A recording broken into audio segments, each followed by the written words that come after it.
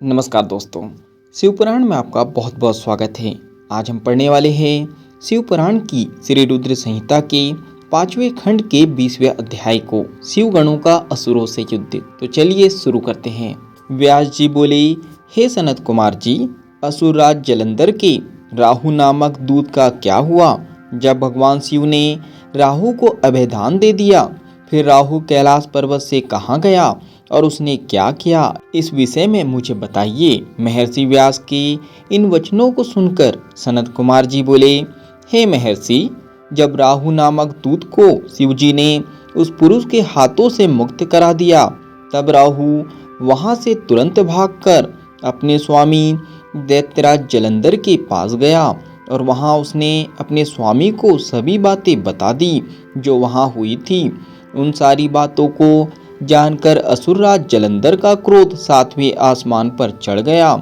जलंधर ने अपने सेनापति और अन्य अधिकारियों को बुलाकर अपनी दैत्य सेना को युद्ध के लिए तैयार होने की आज्ञा प्रदान की। अपने स्वामी की आज्ञा पाकर कालनेमी, शुंभ निशुंभ आदि महावीर पराक्रमी दैत्य युद्ध के लिए तैयारी करने लगे। जलंधर की विशाल चतुरांगनी दैत्य सेना भगवान शिव से युद्ध करने के लिए निकल पड़ी। उस सेना के साथ ही दैत्य गुरु शुक्राचार्य और राहु भी थे। इधर जब देवताओं को ज्ञात हुआ कि जलंधर अपनी सेना को साथ लेकर भगवान शिव से युद्ध करने के लिए निकल पड़ा है, तो देवराज इंद्र शिवजी को अवगत कराने के लिए कैलाश पर्वत पर गए और वहां उन्होंने त्रिलोकीनाथ भगवान शिव को सारी बातें बता दी। इंद्र ने भगवान विष्णु के विषय में भी उन्हें बताया कि भगवान विष्णु भी अपनी पत्नी देवी लक्ष्मी के साथ असुरराज जलंधर के वश में हैं और उसके घर में निवास करते हैं। इसी कारण हम सब देवता विवश हैं। हम ना चाहते हुए भी जलंधर के अधीन होना पड़ा हमें ना चाहते हुए भी जलंधर के अधीन होना पड़ा है। भगवान, आप भक्त वत्सल है, आप अपने भक्तों की रक्षा कर हमें जलंधर से मुक्ति दिलाइए, उसे मारकर हमारे प्राणों की रक्षा करें। सारी बातें ज्ञात हो जाने पर भगवान शिव ने सर्वप्रथम भगवान श्री हरि विष्णु का स्मरण किया। प्रभु के स्मरण करते ही विष्णु जी वहां तुरंत प्रकट हो गए।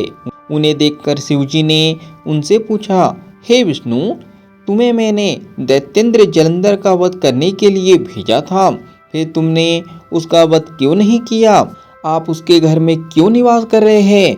अपने आराध्य भगवान शिव के ये वचन सुनकर भगवान श्री हरि विष्णु ने अपने दोनों हाथ जोड़ लिए और विनम्रता पूर्वक बोले, हे करुणा निधान भगवान शिव, मैं जानता हूँ कि आपने मुझे दैत्यराज जलंधर का संहार करने की आज्ञा दी थी, परंतु मैं उसे नहीं मार सका, इसलिए आपसे क्षमा याचना करता हूँ।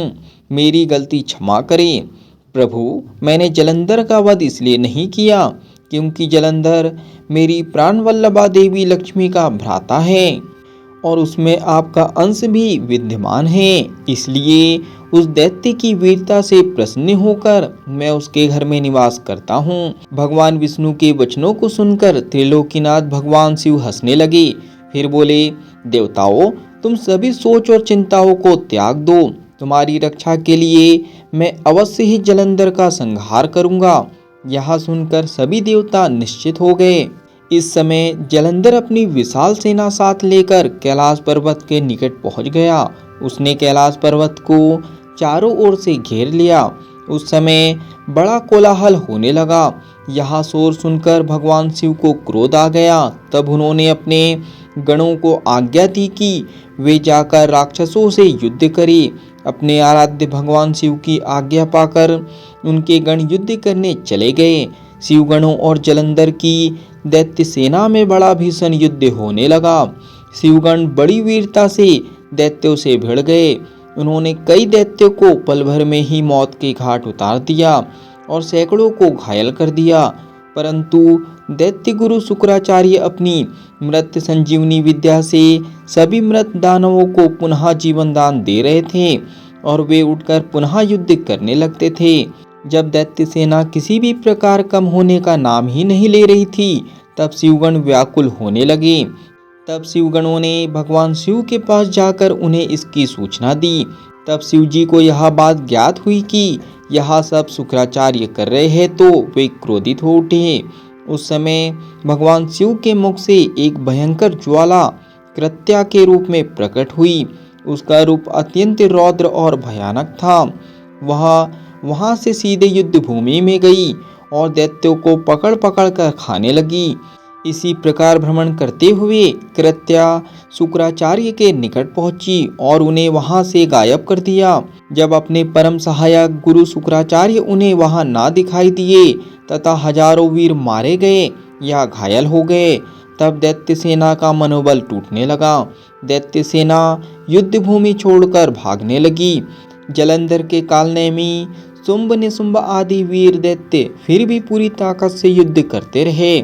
इधर भगवान शिव की सेना का प्रतिनिधित्व करने वाले स्वामी कार्तिकेय और गणेश जी भी पूरे मनोयोग से दैत्य सेना को पछाड़ने के लिए युद्ध कर रहे थे। यहाँ पर अध्याय नंबर 20 समाप्त होता है। आज के लिए इतना ही। धन्यवाद। मिलते हैं अगले अध्याय में।